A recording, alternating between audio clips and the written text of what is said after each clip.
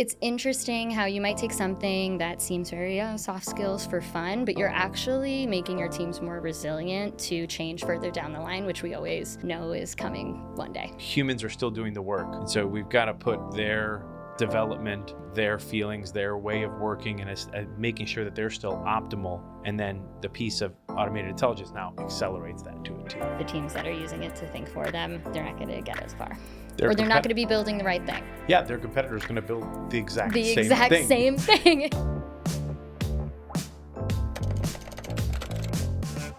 Welcome to the latest version of the Fireside Chat. Really excited to be with you all today and have an exciting topic. We're going to be talking about human-centric leadership in the age of AI. My name is Dan Teixeira, the Managing Director for North America, and I'm with you today with another very special guest, Nicole Bruno. Nicole is joining us as the Head of Client Strategy and Success. Nicole's joined us in the past months, really supporting and helping our clients to make sure that we bring the right solutions to them and solve their problems. I've been friends with Nicole for a while. We've learned together by joining an Agile class very early a couple of years ago. Had the privilege of supporting some clients together and supporting each other along the way. Nicole, thank you for being here. Why don't you tell us a little bit about yourself? Thank you, Dan. Like you said, my name is Nicole Bruno. I am the Head of Client Strategy and Solutions. That encompasses pre-sales, advisory services, and strategic consulting. So our role is to create tailored solutions for our customers' problems with the right technologies, tools, and processes. Thank you for that intro. This continues the conversation around being a trusted advisor. On the last episode of Fireside Chat, we had a great conversation with the Trusted Advisor Associates, and this continues to be a key aspect which we're looking into at eCore and diving in from a Fireside Chat perspective. Nicole, I think for building on that, when I first met you, you were really a SME, us thinking about concepts of value streams and how organizations organize their teams together to deliver value and all those fun things along that nature. And that became common knowledge, really. And as we begin to think about this with a little more AI-centric to it, there's a lot of things that are common knowledge, and having that trusted advisorship is critical. When do you think you pivoted from kind of that SME into being more a trusted advisor, and what kind of things did you go through in your head from a change management perspective? So when I started out as an Agile coach, a lot of the work that I was doing was subject matter expert work. You are really focusing in on how you're executing and delivering, and you're trying to show your client that you can do those things. I'm the expert here, and this is what the procedure is going to look like to get us there. That looked like a lot of hands-on coaching, a lot of doing and modeling for the client up front. I think when it changed, I actually noticed it, not first in myself, but I noticed it with the client and how the client was interacting with me. Before, when I was an SME, it was a lot of, I'm telling you what we should do, and this is how we should do it.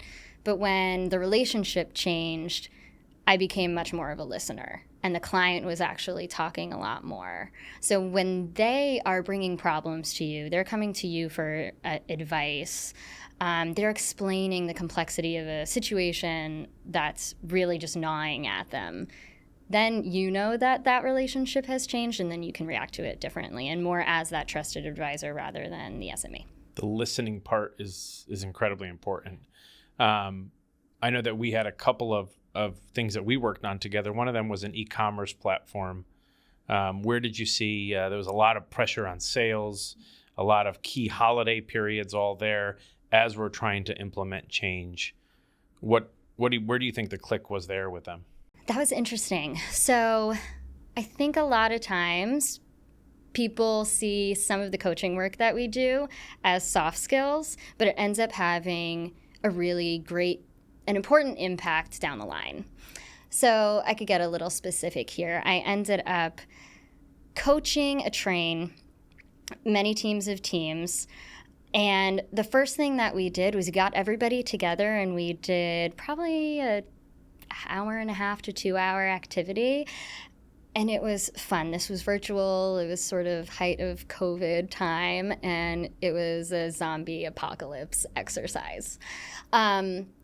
The benefit that we got out of it was we didn't keep teams together. We actually it was completely randomized. So random people from each team got together, and they were on this zombie apocalypse team.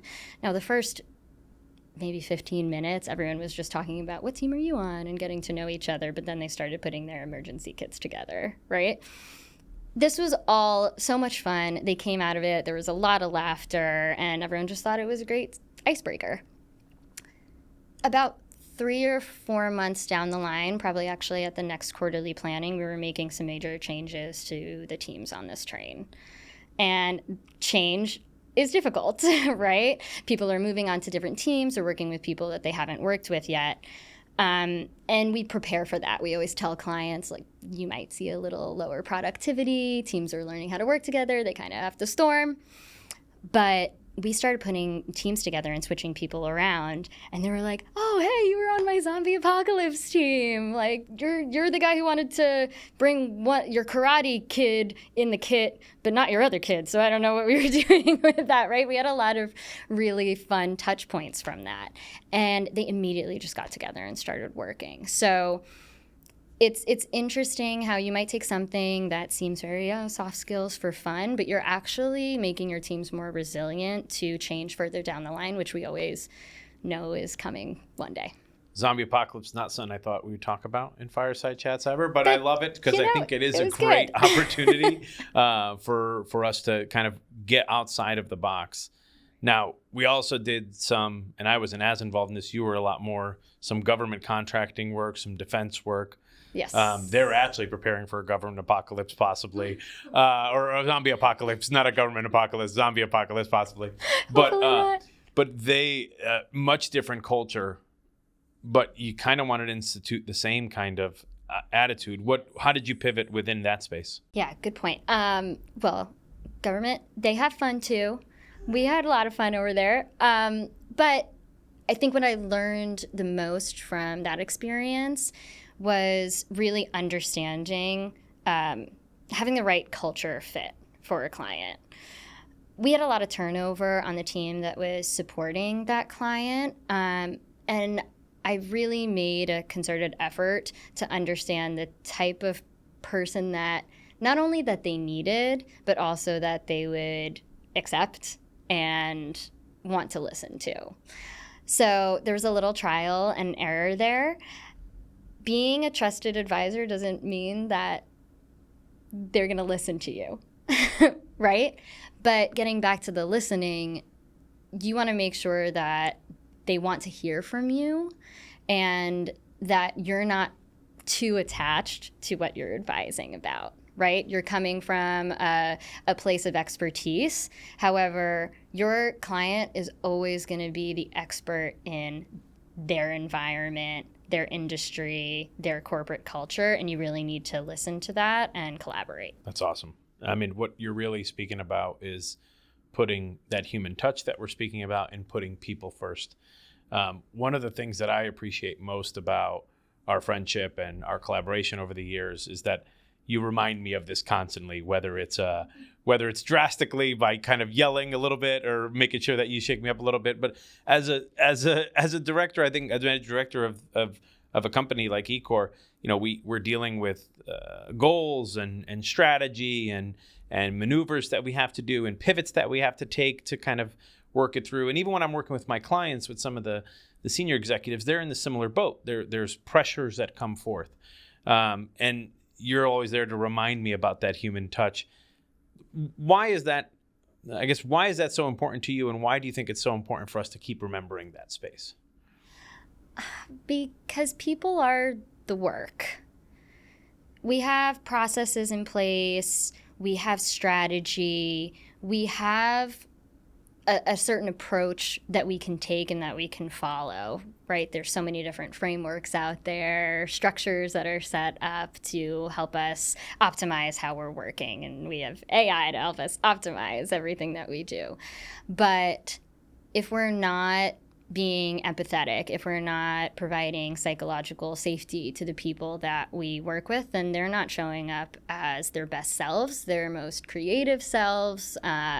They're bringing their problem-solving hats, right? So you want to operate from that place as a foundation and make sure that you're always showing up that way. And I think it's even more important now with remote work.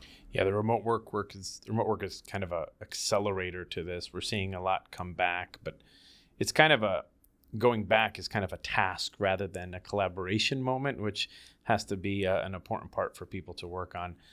One of the things you mentioned was people are the work.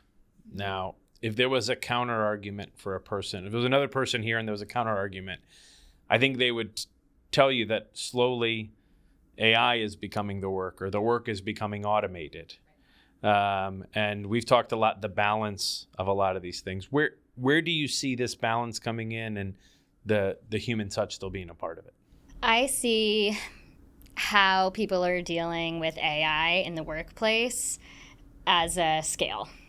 So we have one end of the scale, which is this thing is not for me. I think people say it's not for them for a lot of different reasons. Sometimes it's just new technology is scary. You don't really know how to incorporate it until you start playing around with it. And sometimes just the fear of that stops you from playing around with it. It could also be for personal reasons. Either you think it's taking over jobs, so you're kind of angry at it. You know, there's a lot of reasons why people might be on the it's not for me scale or side of the scale. I really like to operate somewhere in between, which is I see AI as a brainstorming partner. So whatever I put into it, and the more creative I can be with what I put into it, the less generic response I'm going to get. And I like to see it as something that just enables you to do sort of rapid iteration. And then on the opposite side of the scale, I see people who are using it just day in and day out and sort of in a, this is just going to think for me kind of mindset. Maybe they don't intend that, but that's where you see, plug some information in, copy and paste it, and put it into whatever thing you need to deliver on.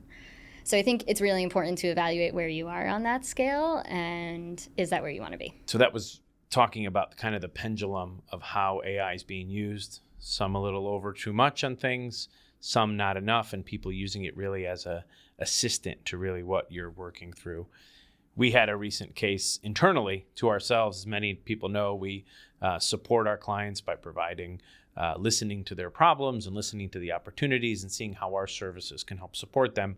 We do that through proposals, and proposals are a clear space. Proposals, statements of work, contracts, clear, easy space to go really nerdy on AI. But we maybe pendulum that back a little bit for the advantage of our customer. Can you talk about that? Yes. I think, as you said, it's because it can seem like a template, it's documentation you're creating.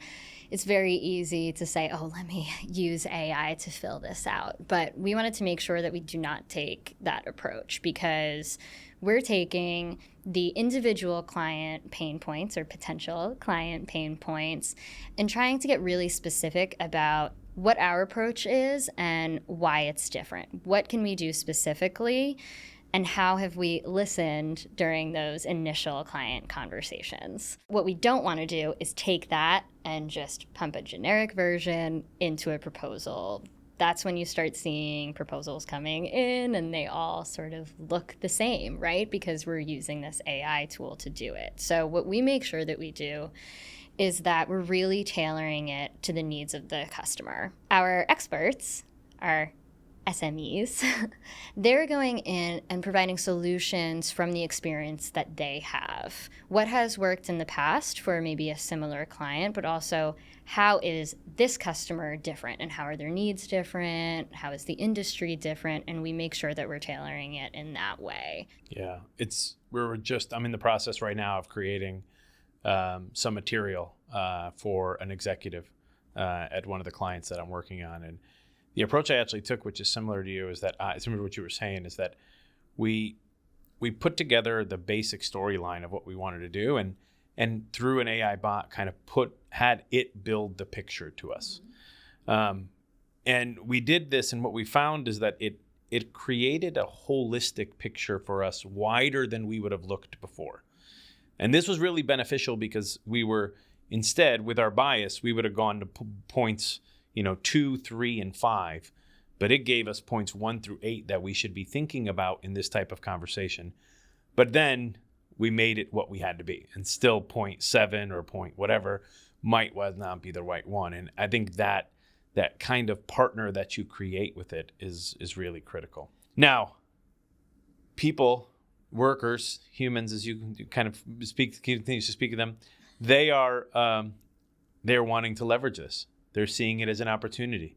It's a way to get things done faster, cleaner, no spelling errors, no grammar, all this nice, beautifully. So how did you provide that feedback to our team internally so that they didn't feel discouraged? This very slippery slope to quickly feel discouraged on using it, believing it. What are some of the things that you did to help provide feedback to our team? I never want to make anybody feel badly about using AI because, like I said before, we should be using it and we should be using it openly and honestly. So what we like to do is we want to make sure that we're hitting 3 points when learning about how the best way is to incorporate AI. So the first one is through transparency about how and when it's appropriate to use AI. That would mean, of course, use it for something like taking your Zoom notes so that you can be really present with the client, and then you can look over those notes later and pull out what you think was most important. The second thing would be to really retain that decision making.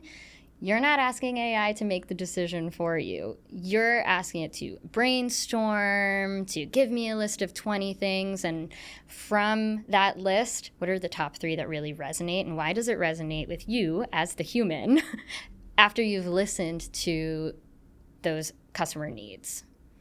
And then the last part is, it's really just supporting that, using it for administrative tasks, but then using that extra time that you have to connect and collaborate more with people.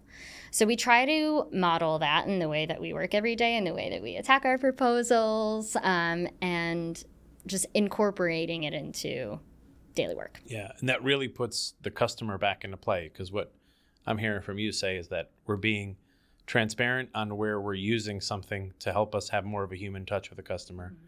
We're using it for a collaboration tool.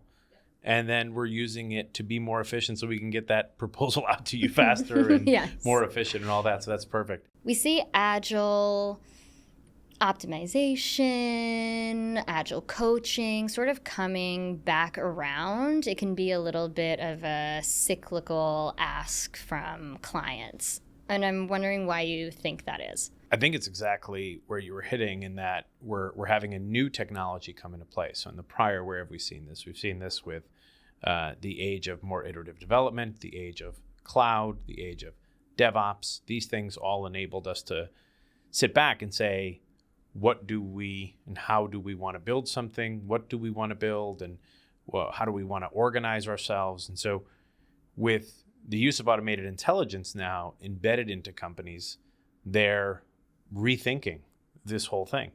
We're hearing a lot of companies getting budgets and being asked to do it 5% more efficiently.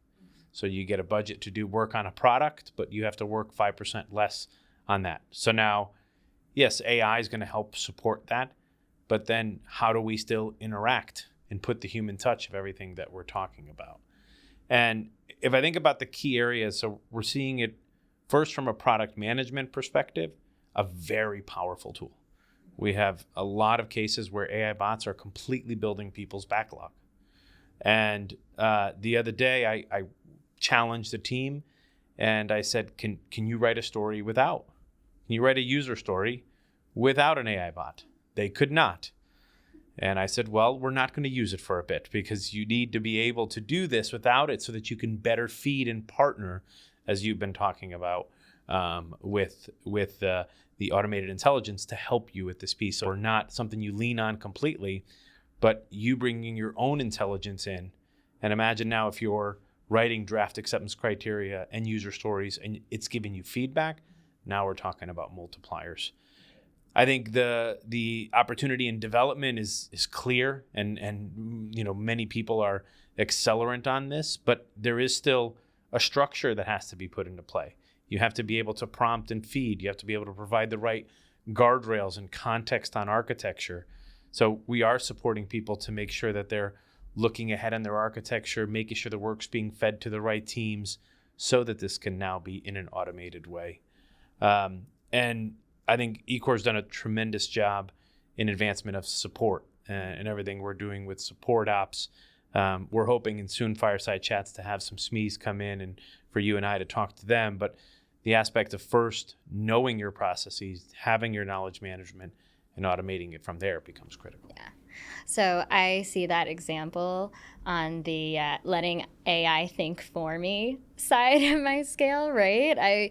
I think teams could certainly use it for that reason that you gave, but we could instead ask, can you create user story templates for me for my tech debt for my team? Maybe they need templates for different types of work that the team does, or especially if you're dealing with just not a straight up software development team, right? You can get creative with that, right? So the teams that aren't using it at all might be a little slower. The teams that are using it to create those templates, to make their work processes better, are going to be in a good place. And the teams that are using it to think for them, they're not going to get as far. Or they're not going to be building the right thing. Yeah, their competitor is going to build the exact same thing. And exactly. or it's going to be creating something that doesn't have the constraints with every single organization. Right. I mean, some of these financial institutes we work with or health insurance companies we work with are hundreds of years old. So the constraints and the barriers to that is incredible. And I think if there's one thing that I'm taking away from the conversation today, it's the beginning that we said is that humans are still doing the work. And so we've got to put their development, their feelings, their way of working, and making sure that they're still optimal. And then the piece of automated intelligence now accelerates that to a T. Nicole, I want to thank you for joining us, for having a fun time here. I know you're going to take over for the Fireside Chat for a little bit as I step away for some commitments that I have. On future Fireside Chats, we're going to be having, as we mentioned before, talking about AI across the product area, development area, and with service. Those are follow-on sessions, which we hope to have. Thank you again for joining, and I hope you all have a great day.